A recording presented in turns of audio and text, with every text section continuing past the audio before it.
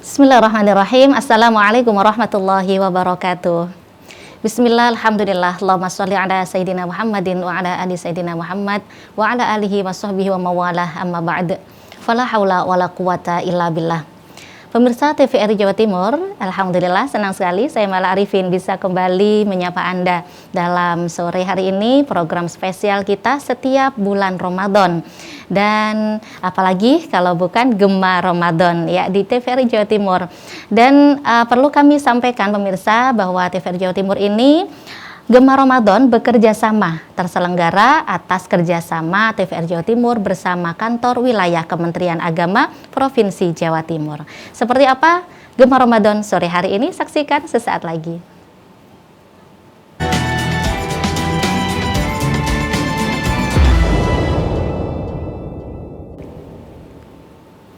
Baik pemirsa TVRI Jawa Timur, terima kasih. Kita sudah berada di Gema Ramadan dan sore hari ini kita punya tema yang menarik sekali ya. Ramadan dan membangun dimensi ISQ ya. Masya Allah telah hadir bersama saya dua narasumber tentunya yang sangat spesial ya untuk sore hari ini. Kita hadir bersama Ibu Nyai Dr. Haja Zulfatul Mufidah Marom MPDI yang merupakan Ketua Dharma Wanita Persatuan Kantor Wilayah Kementerian Agama Provinsi Jawa Timur. Kita sapa bersama pemirsa. Assalamualaikum Bu Nyai. Waalaikumsalam. Kabar baik nggih? Alhamdulillah. Senang sekali bisa berjumpa dengan Ibu. Alhamdulillah, mudah-mudahan sehat selalu nggih. Amin, Allahumma amin. Baik. Dan yang kedua pemirsa, kita ada Bapak Dr. Andes Kiai Haji Kasrowi Ahmad MHI. Beliau merupakan dosen Stesia Surabaya. Kita sapa bersama juga. Assalamualaikum Yai. Waalaikumsalam. Kabar baik juga nggih? Alhamdulillah. Alhamdulillah Baik. bisa berjumpa kembali nggih dalam momen yang sama ya di Gema Ramadan, Masya Allah. Baik, tema kita sore hari ini Pak Yai dan Bu Nyai Zulfa ini adalah Ramadan dan membangun dimensi ISQ ya.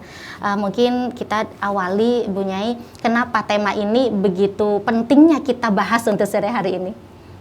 Baik, terima kasih Mbak Mala. Izin Mbak Iya, Yai. monggo. Ketika kita berbicara tentang bulan Ramadan, Iya. tentunya bulan ini adalah begitu istimewa, Nggih. bulan yang begitu dimuliakan oleh Allah dan Rasulullah, sehingga kemudian semua umat manusia merasa bahwa begitu istimewanya ini, kemudian banyak sekali hal-hal yang perlu dibangun di sini.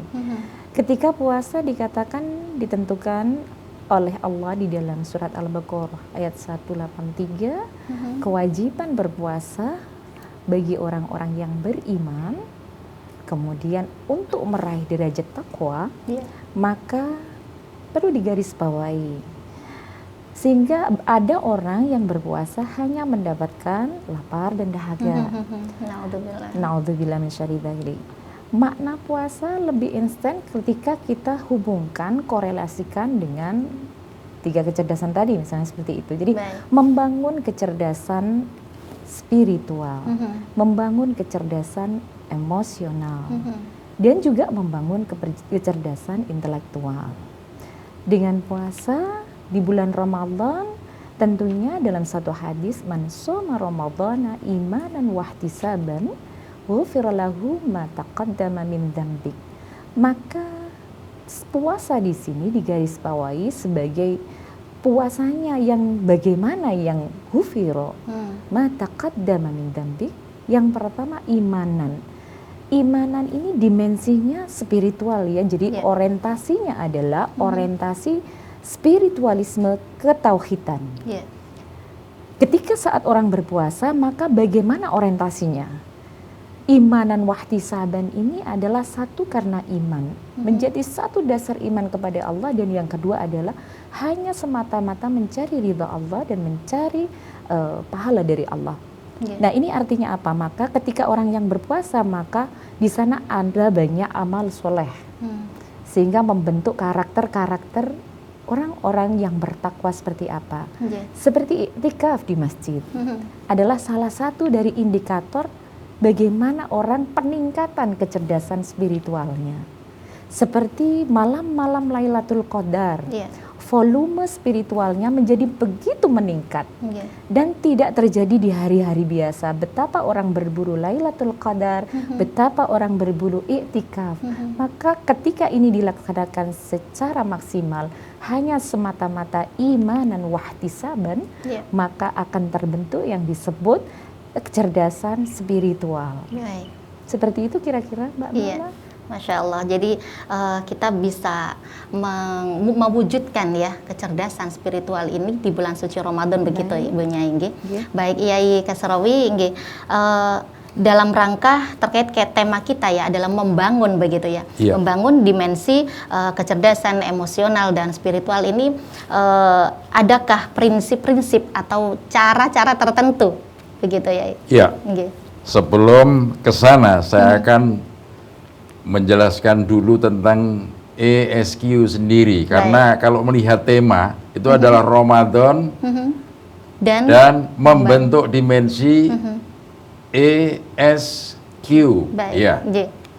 Satu hal yang perlu diingat, ESQ itu sendiri apa? Di situ kan ya emosional, kemudian spiritual, quotient. Di situ adalah merupakan salah satu metode gabungan daripada kecerdasan emosional dan kecerdasan spiritual, Baik. ya kan? Nggih. Yang ada dalam diri seseorang. Nah, kalau saya boleh menambahkan, saya tambahkan dua, tidak hanya itu, tapi ada juga kecerdasan intelektual Ya. plus kecerdasan ragawi. Ragawi. Iya, Baik. itulah sebabnya maka apalah artinya orang itu sukses di bidang karirnya, ya sampai ke puncak, tapi kalau nggak sehat nggak ada artinya. Itulah sebabnya maka pernah dipaparkan oleh Profesor Dr. Bambang Sutibyo, mantan Menteri Mendiknas dulu, ya dalam suatu wisuda beliau menyampaikan kalau bapak-bapak, ibu-ibu kepengen punya anak sukses, maka bekali dengan 4 kecerdasan itu. Baik. Kecerdasan spiritual, Ya. kecerdasan intelektual, Intelektual. kecerdasan emosional, dan kecerdasan ragawi. Ragawi. Ya. Baik.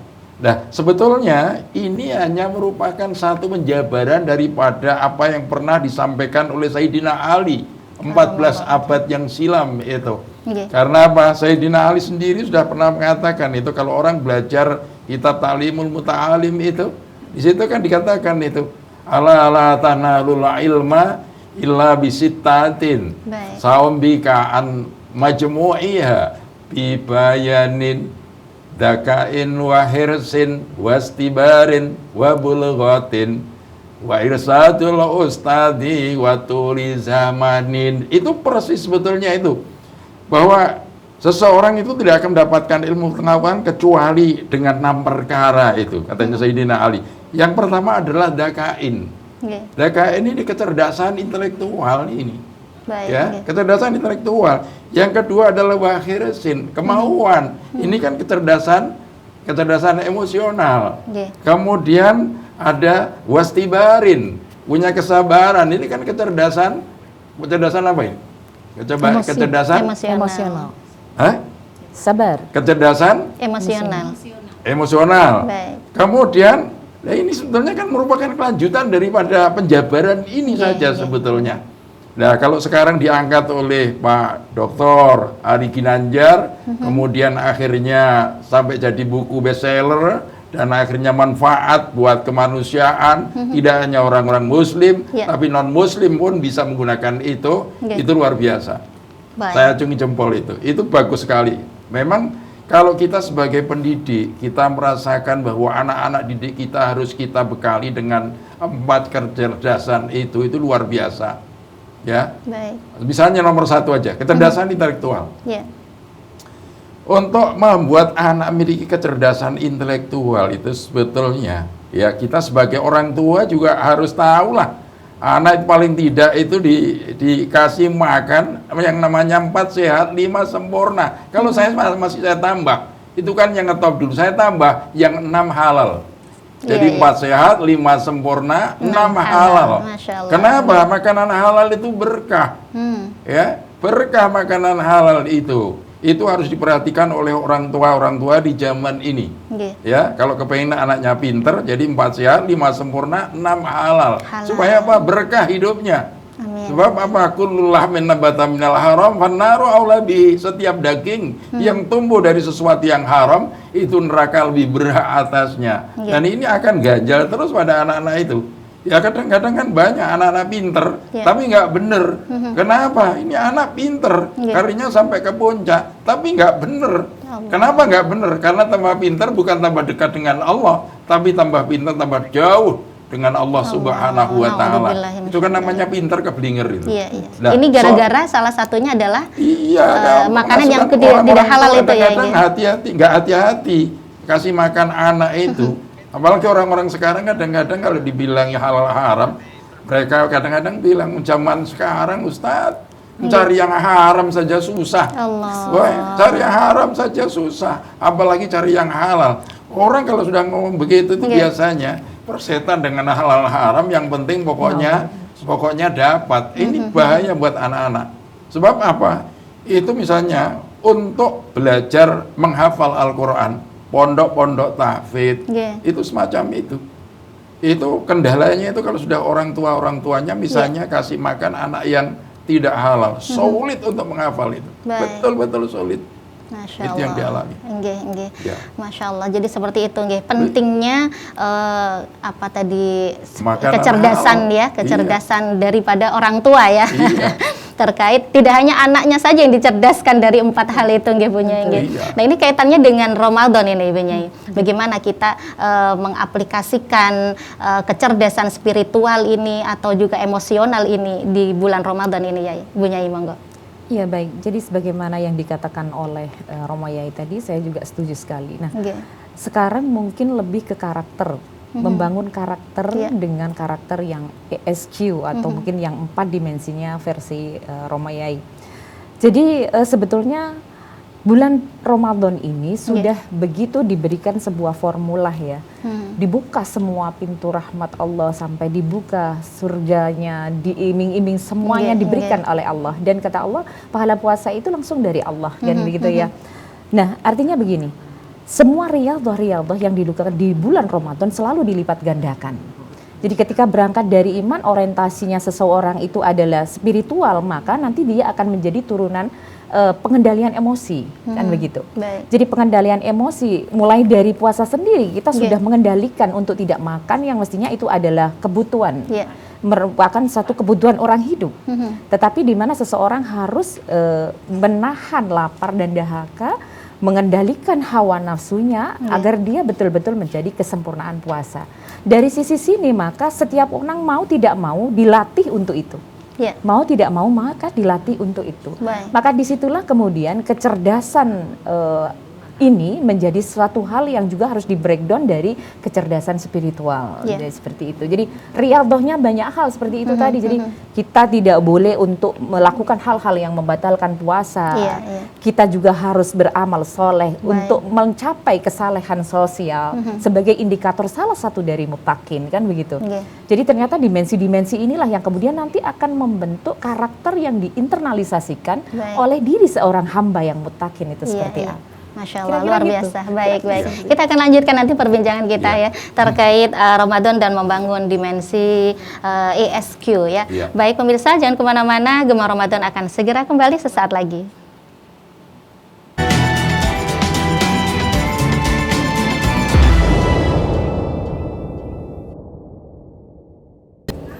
Baik, pemirsa TVRI Jawa Timur, terima kasih Anda masih setia bersama kami di Gema Ramadan. Dan kembali kami sampaikan tema kita sore hari ini adalah Ramadan dan membangun dimensi ESQ.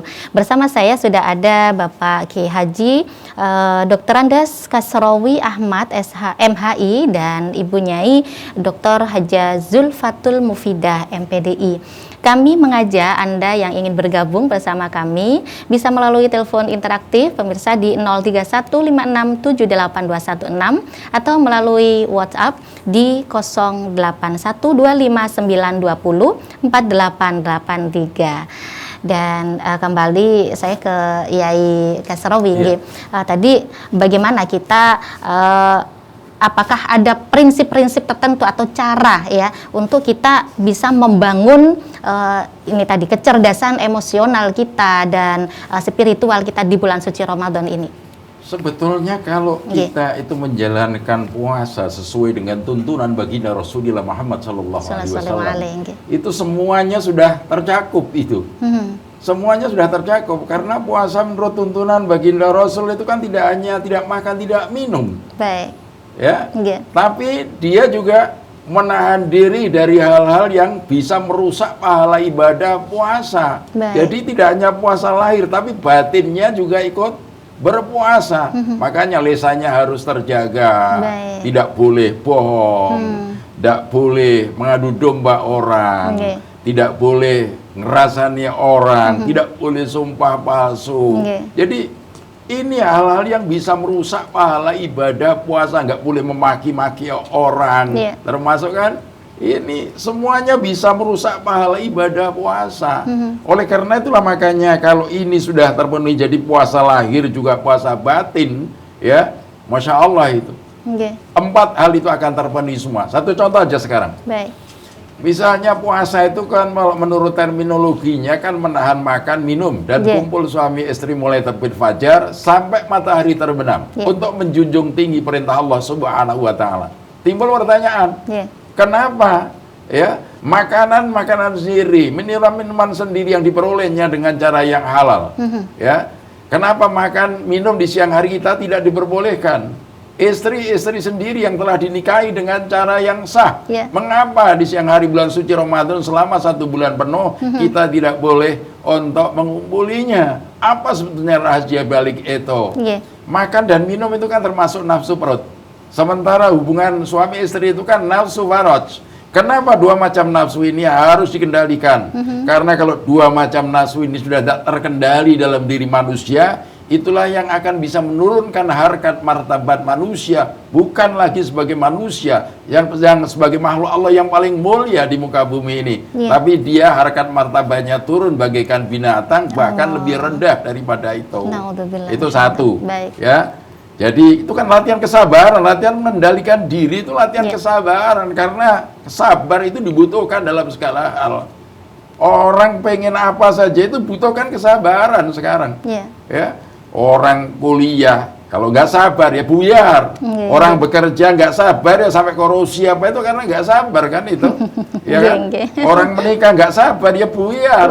Makanya orang menaik kendaraan nggak sabar, bendina itu beruan. Oleh karena lah maka kesabaran itu dibutuhkan. Nah, ini kan termasuk apa? Kecerdasan, ya, kesadaran, kecerdasan emosional yang harus dikendalikan. Ya, oleh karena itulah makanya seperti kecerdasan intelektual apa di samping makanan tadi 4 sehat 5 sempurna 6 halal, itu coba kecerdasan itu bisa diperoleh dengan berpuasa. Hujjatul Islam Imam Ghazali itu katakan orang yang berpuasa dengan sengaja, orang yang berlapar-lapar, berhaus-haus dengan sengaja, karena Allah Subhanahu wa Ta'ala itu membuat hati menjadi terang, membuat pikiran jadi cerdas. Itu Hujjatul Islam Imam Ghazali loh itu. Ya. Oleh karena itulah makanya banyak orang-orang yang karena dia rajin puasa, kecerdasannya itu meningkat karena hatinya memang terang, pikirannya cerdas, sehingga dia bisa melahirkan hal-hal yang manfaat buat kemanusiaan. Satu contoh Pak Profesor Dr. B.J. Habibie. Dulu waktu beliau ada Dies Natalis di IAIN Sunan Ampel Surabaya pada saat itu, beliau datang. Begitu pas hari Kamis dijamu di guest house pada saat itu. Ternyata apa? Semuanya orang sudah pada siap makan, beliau ternyata puasa. Ditanya sejak kapan?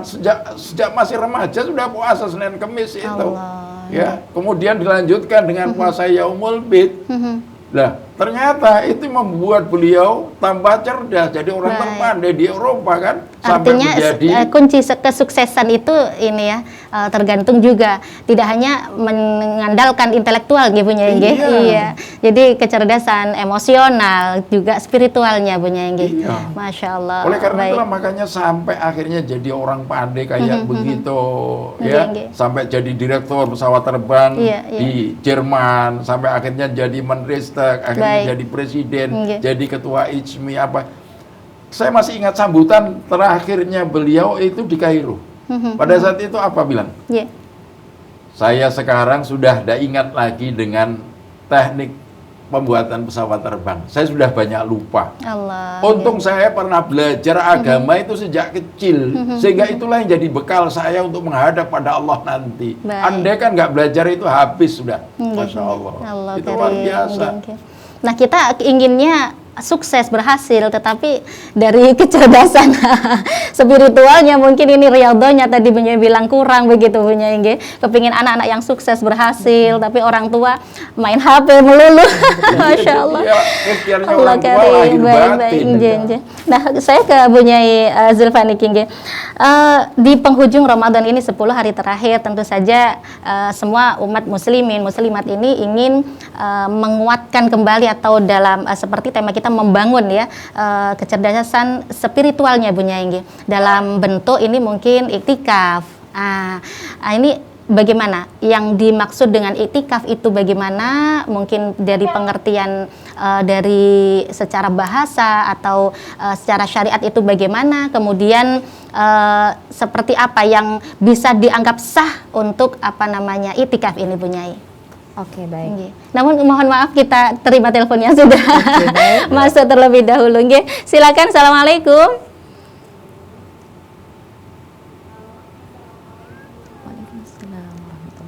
Waalaikumsalam warahmatullahi. Nggih, monggo sinten.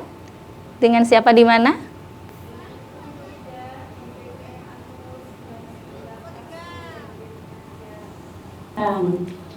Baik. Monggo. Pertanyaannya silakan Ibu. Assalamualaikum. Assalamualaikum warahmatullahi wabarakatuh. Yang pasti nanya yang soleh, dan Putus-putus. apakah yang oleh para kiai Baik. Wallahu warahmatullahi wabarakatuh. Waalaikumsalam warahmatullahi wabarakatuh. Baik, mohon maaf tadi kami mendengar sedikit kurang jelas ya. Namun mungkin sedikit kami tangkap bagaimana kepingin punya anak yang solihah Bunyai Pak Yai. Nggih. Ini orang tua harus melakukan apa itu? Mungkin seperti itu kurang lebih yang kami tangkap. Silakan, boleh dari Bunyai dulu nggih. Oke, jadi kalau berkaitan dengan tarbiyatul aulad, maka dimulai dari pertama adalah lahir dari pasangan yang sah menurut agama, ya gitu kan ya. Jadi kita menikah dipersiapkan dulu syarat rukun semua terpenuhi. Jadi dari pasangan muslimin muslimah yang memenuhi kriteria menikah, kan gitu. Baik. Jadi kalau mau anak soleh, tapi kalau kita nikahnya di bawah tangan atau nikahnya duluan, nah ini maka tidak tepat kiranya seperti itu. Kemudian yang kedua, di dalam tarbiyatul aulad ya seperti yang disampaikan Yai tadi, maka yang pertama adalah bagaimana kita memberikan nafkah kepada anak-anak itu halalan thayyibah. Saya tambah halalan thayyibah, halal tapi baik. Karena ada yang halal nggak baik. Misalnya kalau hari ini banyak anak-anak yang suka makanan-makanan yang siap saji, tapi lebih badan mereka gemuk, tapi akhirnya mereka gelembosan, tarawehnya juga susah. Itu juga salah satunya adalah bukan thayyibah kalau menurut saya. Jadi halalan thayyibah juga, karena dimensinya fisiknya mereka harus kuat. Jadi tidak stunting. Maka pemenuhan gizi inilah kemudian ada tanggung jawab seorang suami, nafkah. Zahiron wa batinan, anaknya, istrinya, maka di situ harus dipenuhi. Karena apa? Islam itu sudah nata betul ketika ada nafkah termasuk juga maskanah, kemudian kebutuhan anak-anak. Kalau tidak dipenuhi maka akan menjadi anak yang stunting. Anak yang stunting rentan sakit. Anak yang rentan sakit maka mungkin tidak bisa memaksimalkan kecerdasan mereka yang tadi dibilang. Sehingga mestinya dia sekolah baik, kemudian otaknya bisa berpikir baik, tapi karena dia kurang gizi, jadi lemes, tidak bisa menangkap, dan seperti itu. Kemudian kita mentarbiyahnya sesuai dengan tarbiyah yang dicontohkan oleh Rasulullah. Mungkin yang pertama adalah akhlak. Hari ini mungkin banyak orang lebih dominannya ke intelektual. Intelektual ini banyak ya, mungkin tadi Pak Yai mungkin lebih bilangnya ke fisik. Tetapi satu sisi yang mungkin kalau sekarang kaitannya dengan dimensi spiritual kadang kurang diperhatikan. Ketika diulaskan luar biasa, tapi ngajinya nggak diperhatikan. Betul. Ketika mereka harus sibuk dengan aktivitas kejar sekolah, tapi kemudian tidak diperhatikan gimana mendidik anak-anak itu ibadahnya. Betul. Maka sebagai orang tua satu sisi harus menjadi uswatun hasanah dan qudwah.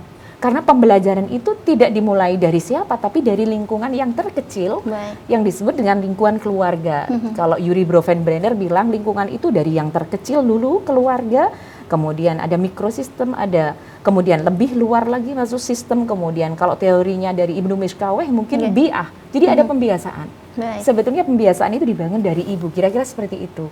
Dan yang paling penting itu tadi, membangun dimensi yang 4 spiritual ini, emosi dan lain sebagainya. Di bulan Ramadan ini rasanya semua ngumpul keluarga. Saatlah yang tepat menjadi uswah. Kalau ibunya nggak terawih, ya anaknya nggak terawih. Kalau ibunya nggak baca Quran, ya anaknya nggak baca Quran. Qudwahnya di situ. Jadi tarbiyatul aulad itu sebetulnya juga dimulai dari lingkungan ekologi terkecil. Seperti itu kira-kira. Nanti kemudian dilihat potensi fitrahnya. Kalau fitrah anak-anak itu juga ada yang dilakukan dalam dimensi dia cenderung punya bakat minat di mana. Nggak boleh jadi orang tua memaksakan, kamu harus jadi seorang penghafal Al-Quran, wajib seperti itu. Apakah dia sudah diukur kemampuan anaknya? Kemudian diukur bagaimana kesiapan anaknya? Sangat bersyukur ketika kita memiliki anak yang kemudian bisa menghafal dan orang tua support anaknya mau. Banyak orang kepingin anaknya tahfidz, tapi kemudian kalau Pak Yai sukses nih putra-putranya tahfidz ya. Tapi anaknya ternyata ketika diukur, mereka memang diberikan oleh Allah kecerdasan yang lain. Jadi nggak boleh orang hanya melihat kecerdasan anak itu hanya dari sisi matematika saja, agama saja. Ada kecerdasan kinestetik, spesial. Jadi ada berbagai macam kecerdasan itu di tingkat intelektual. Nah tadi kalau hanya intelektual tidak di breakdown dengan emosional, maka dia liar. Salah satu contoh kasus mungkin yang ditulis oleh salah satu penulis yang disampaikan beliau, Pak Ari Ginanzar. Ada sebuah cerita seorang pilot, jam terbangnya sudah ribuan jam terbang. Suatu ketika di suatu hari dia menerbangkan pesawat, kemudian pesawat besar Airbus A330. Beliau bernama Pak Pilot Ahmad Farouk Muslim. Kemudian dia terbang menuju Hong Kong, ternyata cuaca buruk. Semua keilmuan penerbangannya sudah dipaparkan dan dia sudah hafal di dalam kepala karena sudah berorientasi. Tiba-tiba kemudian cuaca buruk. Semua yang diamalkan tidak berlaku karena pesawat mengalami turbulensi dan lain sebagainya. Maka dia punya pilihan, apakah saya harus balik tidak ke menuju Hong Kong, apakah dia harus meneruskan. Tapi menara mengatakan bahwa lanjut karena tidak ada masalah di Hong Kong. Tiba-tiba di ketinggian 4.500 pesawat itu mengalami guncangan sampai kacanya mengalami letupan-letupan merah. Dari situlah kemudian pada saat itu dia mencoba menggali dari spiritual kecerdasannya. Karena kalau ilmu penerbangan ya pakai ilmu penerbangan, gitu. Tapi ketika ilmu penerbangannya tidak berlaku semuanya, maka dia kembali kepada Allah. Saya serahkan 200 penumpang pesawat ini ya Allah, takdirnya kepadamu. Saya sudah memberikan yang terbaik dengan keilmuan saya. Saya hanya meminta kepadamu ya Allah. Seketika itu kemudian dia melihat ada cahaya yang terlihat sedikit cahaya sehingga dia bisa melihat landasan. Maka dia bilang bahwa saya melihat landasan. Padahal yang namanya kopilotnya dia bilang negatif, no negatif. Kita tidak boleh mendarat, istilah seperti itu. Saya kurang paham tapi saya pahami. Tapi ternyata dia bilang tetap kita akan, karena dia diberi oleh Allah kecerdasan intelektualnya disejajarkan dengan kesejahteraan spiritual, maka tindakan dia di situ tepat. Ternyata dia mendarat di situ landasan dilihat hanya sedikit tapi tepat. Artinya apa? Ketiga kecerdasan ini beradu dan akhirnya menyelamatkan pesawatnya 1 triliun terselamatkan, tidak jadi kecelakaan. Nah inilah kemudian saya katakan bahwa kecerdasan ini akan bersanding baik ketika manusia akan dihadapkan pada persoalan hidup. Ada hal-hal tertentu yang urgent yang kadang blank. Ilmu kita nggak nyampe gitu. Nah disitulah kemudian perlu membangun dimensi ini agar sejajar. Tadi Pak Yai bilang bahwa ada yang disebut hawa nafsu atau yang maka orang itu mau kadang-kadang amaratum bisu, ada yang namanya nafsu itu cenderung yang jelek-jelek aja. Kemudian ada yang lawamah, dok-doken, kadang pengen baik, aduh istirahat terus-terusan abah atau deng-deng nak kalau deng-deng ya kalau Surabaya. Tapi yang penting adalah adalah nafsu mardiyah. Maka ketika kita sudah memiliki dimensi ESQ ini, maka nanti kita akan dibimbing oleh Allah menjadi nafsu yang radiyatan mardiyah. Untuk apa? Persiapan hakikat hidup selanjutnya. Irji'i ila rabbiki radiyatan mardiyah. Sehingga hidup kita diridai, semua yang kita laksanakan atas petunjuk Allah. Dan husnul khatimah, bahagia. Kira-kira dimensinya seperti itu. Baik, luar biasa. Sudah banyak sekali ya yang dipaparkan oleh Bu Nyai. Ini sudah ada pertanyaan dari pemirsa jamaah di rumah, Pak Yai nggih. Saat ini adalah 10 malam terakhir di bulan Ramadan, maka apa kiat yang harus dilakukan? Apa kiat-kiat mungkin begitu ya? Oleh kami dalam melakukan iktikaf, mohon penjelasan secara jelas-jelasnya Pak Yai. Baik. Namun kita jawab nanti setelah jeda Pak Yai. Ini dari Bu Diana di Sidoarjo. Baik, pemirsa jangan kemana-mana, nantikan dan simak terus Gema Ramadan. Kami akan kembali setelah yang satu ini.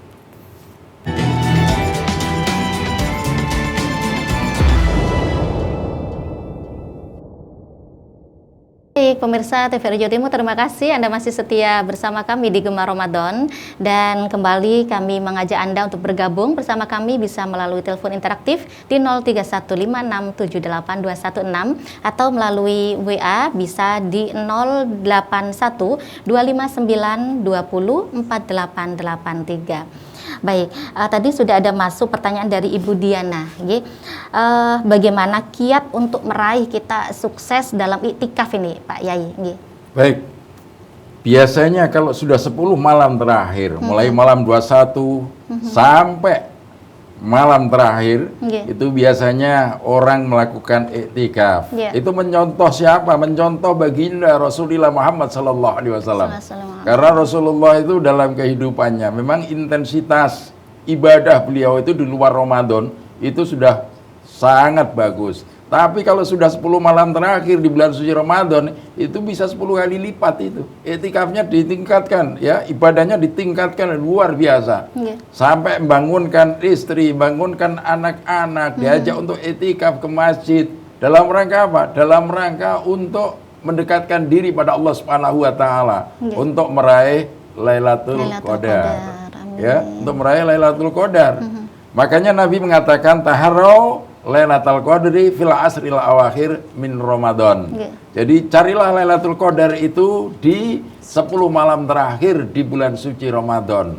Oleh karena itulah makanya jangan lewatkan begitu saja. Akhir Ramadan itu hilang begitu saja tanpa makna, ya. Oleh karena itu maka kita isi dengan amalan-amalan yang indah yang punya nilai tinggi di mata Allah Subhanahu wa taala. Nah, kalau iktikaf itu kan secara terminologinya kan berarti berdiam diri dan tinggal di masjid untuk mendekatkan diri pada Allah Subhanahu wa taala.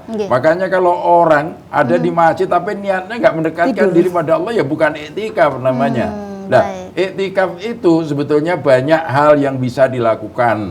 Misalnya apa? Dengan sholat, ya, sholat tahajud, tambah sholat, ya, sholat tasbih, kemudian sholat taubat, sholat hajat bisa.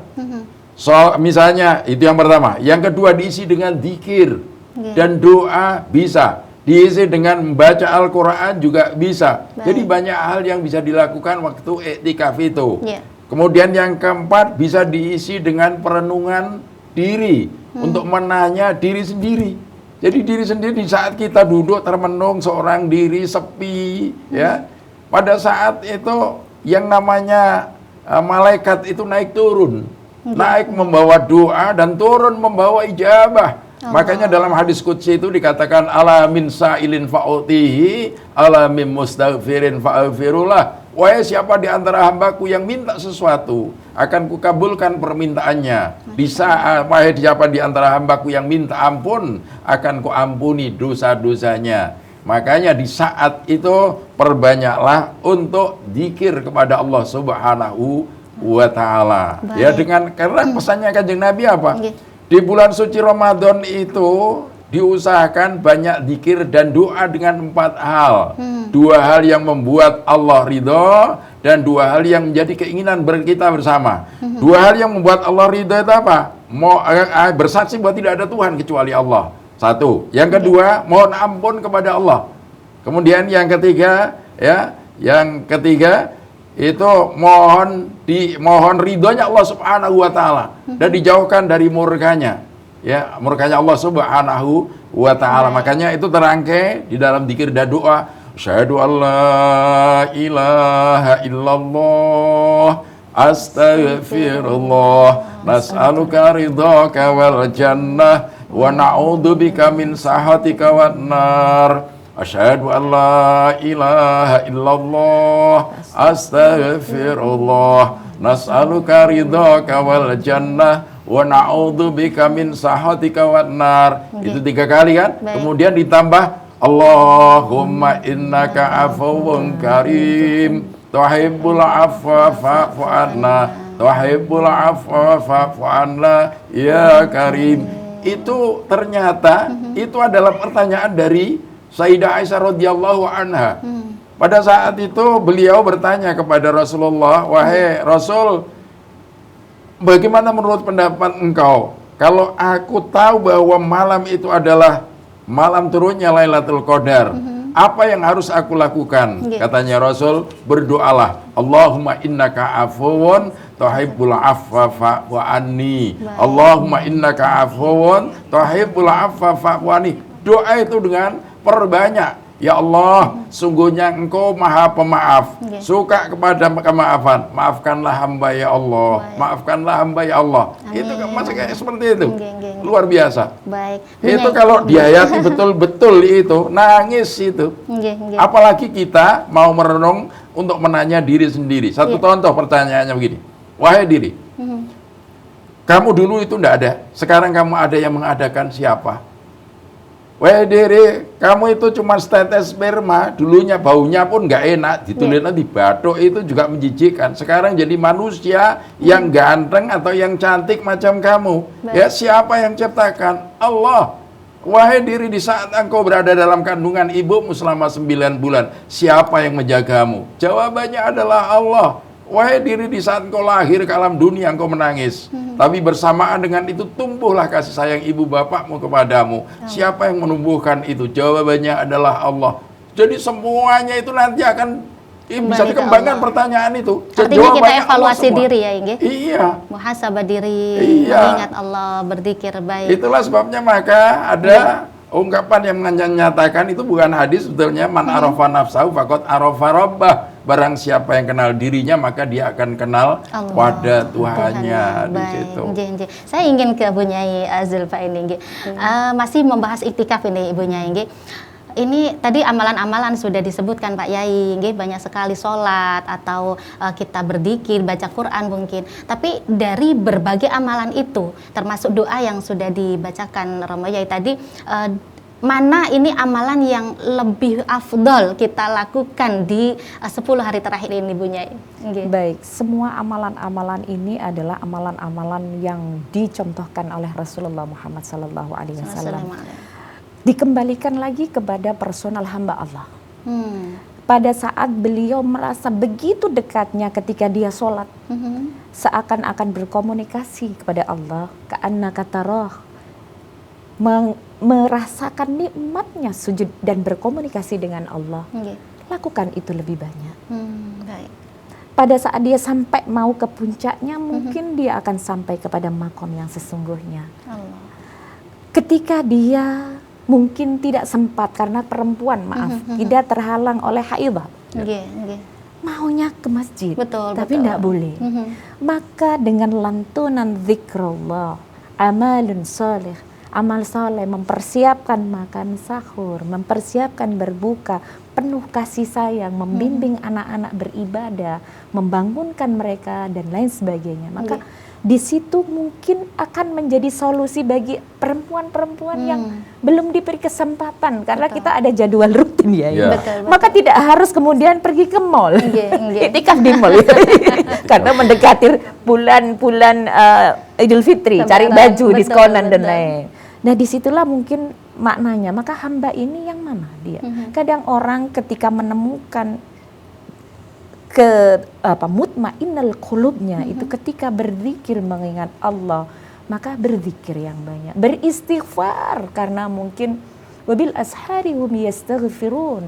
Saat-saat sahur sambil masak, istighfar kan entengnya. Kalau mungkin sambil goreng ikan, astagfirullah, sambil mendoakan. Jadi apa yang menurut dia, kembalikan ke hamba itu lagi. Pilihan-pilihan yang disajikan oleh Allah, pilih mana yang terbaik menurut kamu, yang merasakan dan bisa membangun dimensi spiritual kamu, nanti berimbas. Bukan hanya saat i'tikaf, tapi selesai i'tikaf tidak ada imbas. Athar sujud laisa hadza, bukan hanya batuknya yang hitam, tapi athar sujud membawa jiwanya tadi ke alam yang radiyatan mardiyah. Bagaimana kita tadi minta tiap hari bilang nas'aluka ridhaka wal jannah wa na'udzubika min sakhatika wan nar. Maka kalau kita sudah ridha, ketemu Allah kapan saja siap. Masya Allah. Nggak takut mati karena ya Allah hanya saya mencari ridhamu. Mobil saya ya udah tak tinggal, ini saya tak tinggal, pokoknya saya cari ridhamu. Maka dimensi ESQ-nya bisa tercapai dengan ridha. Gitu. Tapi ibunya tadi Nasawu disampaikan bahwa kita bisa beribadah walaupun di rumah begitu ya. Baik. Apakah ini artinya seorang wanita itu masih dikatakan iktikaf walaupun di rumah gitu atau di musola terdekat, tidak harus di masjid begitu? Baik, iktikaf pun bagi perempuan itu ada syaratnya begitu ya. Kalau suaminya nggak ridho, nggak dapat pahala iktikaf. Baik. Jadi ketika dia masjid sujud nukluk-nukluk sampai dia wirid dan lain sebagainya, tapi di rumah suami tidak meridhoi, tidak ada pahala satupun gitu ya. Betul. Ini beda perempuan dengan laki. Baik. Maka ketika kita mengatakan bahwa iktikaf saya nggak ke masjid kan nggak boleh, istri saya nggak boleh suami, saya maksimalkan ibadah, dan ada juga hadis-hadis yang mengatakan ibadahnya perempuan itu fi baitnya. Masya Allah. Gitu seperti itu. Jadi jangan salah artikan kemudian kita sampai iktikaf meninggalkan anak, meninggalkan suami, kita swarga sendiri begitu ya Pak. Iya. Karena perempuan ini ada dimensi yang lain juga yang harus diperhatikan. Luar biasa. Seperti itu. Ingin sekali kita melanjutkan panjang kali lebar punya Pak ya, Masya Allah. Namun kita terbatas oleh waktu dan sebentar lagi adzan maghrib sudah akan tiba. Maka kita harus menyudahi ini. Matur nuwun sangat rawuhipun. Makasih ilmunya, mudah-mudahan bisa berjumpa lagi di kesempatan yang lain.